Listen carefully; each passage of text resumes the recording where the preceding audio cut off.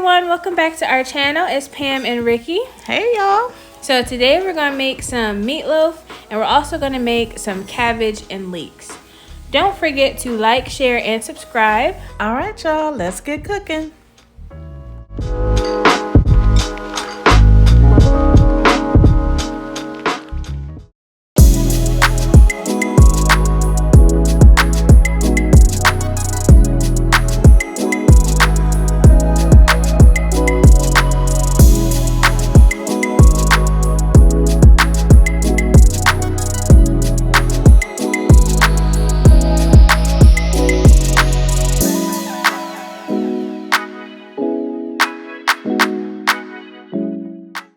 Ricki, what we got?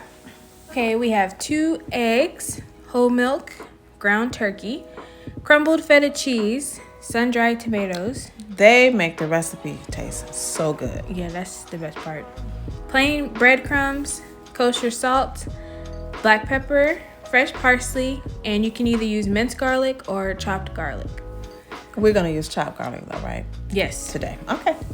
All right, and while Ricki is measuring out our ingredients, I'm going to preheat my oven to 375.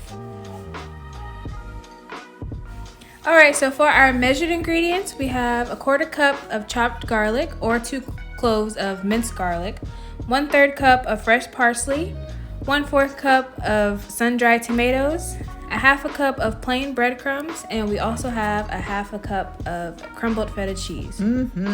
That's good. Okay, so now what you see is my mom mixing everything together in one bowl. This is why I love this recipe also. It's very easy and it's on the healthier side too because there's just, there's vegetables in it and it's really good. It's obviously not a traditional meatloaf, which I typically don't really like. I know, so this is good to make some meatloaf that she can enjoy as well. So I'm just going to add 2 tablespoons of milk, whole milk that is. And I'm also going to get in my pepper, some freshly ground pepper. And I'm going to get in my salt as well. And I'm going to lightly beat the 2 eggs that we have. And I'm going to get those in there also. So we can get everything incorporated. And then after the eggs, I'm going to also put in my turkey. And we're going to use the 1 pound of ground turkey. You can use beef, I guess, with this recipe. We've never tried it, but if you do, let us know how that goes. I don't see how it could be. It's just turkey meat is just slightly drier than like beef. So. I think that's why there's so many other recipes like the cheese and the sun-dried tomatoes. They add moisture to the recipe as well. So, and then turkey is typically healthier than beef. So this is why it's good in this recipe. I don't know if you noticed, but we only put salt and pepper because the ingredients that we do use are so flavorful you don't need other seasonings. Oh my goodness, right. All right, so as you can see, we've already sprayed our loaf pan with cooking spray, and we're just gonna get it in here, shape it, just so it'll fit in the pan. No particular order or way to do it. Just go ahead and get it in there, and we're gonna shape it a little bit, just like the pan is, and flatten it out some, and just get it ready to bake in the oven. I know some people make their meatloafs not in a loaf pan. They just kind of shape it into a big lump. Oh yeah, you can just use a casserole dish. Yeah, I was gonna say you can just use a casserole dish. But that's the way we did it the first time. All right, Ricki has that meatloaf in the oven now, so I'm gonna start on our leeks. Well, leeks are typically dirty. Well, sometimes they're not really dirty. Sometimes they're more dirty than others. This is, as you can see, there's a lot of dirt on these. So I gotta get these cut up really good. I just use just the middle portion. I don't use the tops of the leeks. Some people do. They use it for soups and stews, I've heard. But I just prefer not to do that. I really just like the middle portion. And I'm going to slit that in half. I don't go all the way through. This is the way I learned how to do it. And so you just slice it down the middle. Then you get it sliced in small pieces, which will make it easy for you to go through them, once it gets in the water, so you can get all the dirt out. So it's just really a good size for these. So leeks kind of look like huge green onions to me. They do, and that's how they smell. They smell like green onions. They're like not aggressive, but they smell like onion. If that makes sense. Really, I think they are in the same family. And they taste really good. I know that. They taste really good with cabbage. So that's why we decided to pair those two today. And sometimes she makes them with like smoked sausage cut up in it. That's really good. Yeah. All right, so I'm just gonna go through here, and as you can see, I have them in cold water, going through them really well, and make sure to separate them because they stick together because of the way they're cut up. They stick together easily. So I'm gonna get these drained, and what I usually do is I do it several times, however many you want to, depending on how dirty they are. I just re-rinse them, re-drain them, soak them in the water. I just repeat the process a few times to make sure they're clean. And then I just finally let them just sit in water. Then I can move on to my next part of my meal, while they do a final soak, and let the dirt settle to the bottom. If there's anything left, you'll see it in the water. And then you can pour it out and then move on to whatever you're gonna cook next. So that's what I typically do.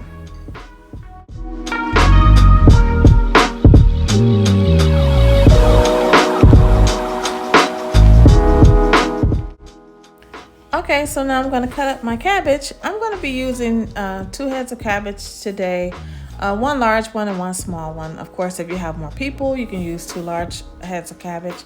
That'll be great too. And you just want to get it cut up to where it will cook. You don't want the pieces so big that they'll finish cooking before the leeks do. So you just want to cut them in sizes similar sizes, so they'll cook and be done around the same time.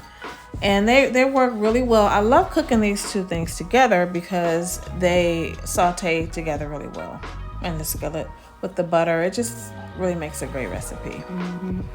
So as you can see, I'm just pretty much doing the same thing with the cabbage as I did with my leeks. Cabbage, of course, is typically not as dirty as the leeks, but you want to clean them nonetheless. So I'll go ahead and rinse these off. I'll soak them in the water, and then I'll re-drain it and just do it a couple times. And then I can get them ready to go into my skillet. Make sure you're cleaning all of your vegetables when you bring them home from the store. You don't know who's touched them. Nasty. So yeah, so this is what I'm doing. See, the same thing I did with the leeks. So yep, just got to keep them all clean. So we're going to move on to the next part. We're going to go ahead and get these in the skillet with our leeks. We're going to start with 1 stick of butter, and that may seem like a lot, but you have a lot going on in this skillet. You have 3 stalks of leeks, and you also have 2 heads of lettuce. 2 heads of cabbage. I promise you I know what I'm cooking. So 2 heads of cabbage. And so you want to get these in here. And what I usually do, I typically alternate. I'll put in the leeks first and cabbage, and just keep going back and forth. And so I don't have to stir it up as much in the beginning. Everything's kind of mixed around a little bit. So you want to get that in there, and then it's gonna cook down just in the same way as you do when you're cooking greens. You know how when I cook the greens, you always say, "Oh, okay, they cook down a lot." Same thing here. So, like spinach, and then I get exactly. So I get my seasoning in here. I'm just gonna use some Lawry's and some other good seasoning, some onion powder, and but you can season however you like. Of course, some people like to use other seasonings. I typically just use, some kind of seasoned salt.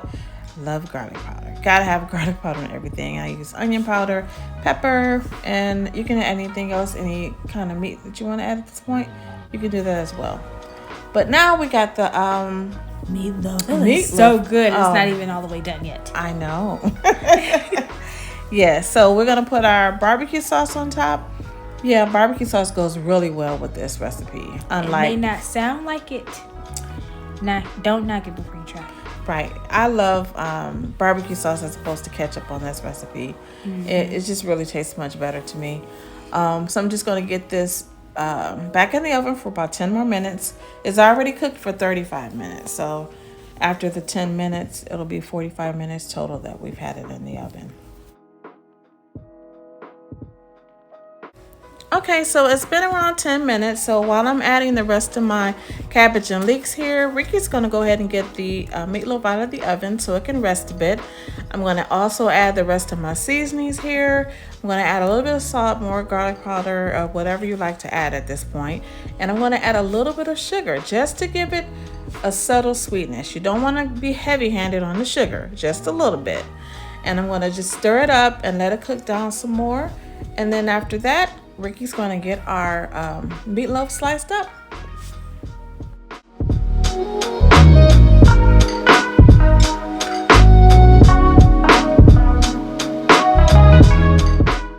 Okay, my cabbage is all done. I've cooked it for about 7 more minutes. If you want more of a bite, just cook it for a little bit less time than that. We're all done with this cabbage, so go ahead, Ricki, and get our meatloaf sliced up. Okay, so our meatloaf has rested for about 10 minutes. Make sure you let it rest, because if you cut it when it's right out of the oven, it'll just crumble and fall all over the place. It'll still be good. Of course, it will still taste good. Yeah, and we put it back in the oven with the sauce on top so it caramelized just a little bit. That made it really good. Yes, so if you guys tried this recipe, or either one of these recipes, let us know how they turned out in the comments. And as always, don't forget to like, share, and subscribe. And we'll see you guys in the next video. See ya!